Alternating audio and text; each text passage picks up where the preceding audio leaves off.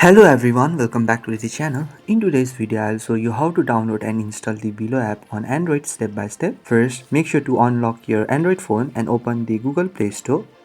Now tap on the search icon given at the bottom right.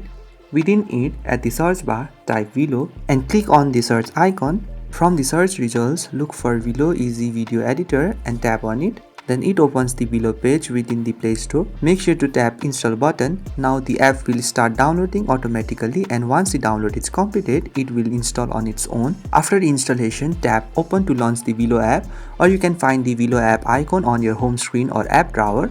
When you open the VLLO for the first time, it may ask a few permissions such as access to photo, videos or storage. Make sure to allow the required permissions so that the app works properly. Once that is done, VLLO is ready to use and you can start creating and editing videos right away. And that's it. This is how you can download and install the VLLO app on Android easily. So if you find this video helpful, please do not forget to like and subscribe to the channel for more helpful tutorials. Thank you for watching and I will see you in the next video.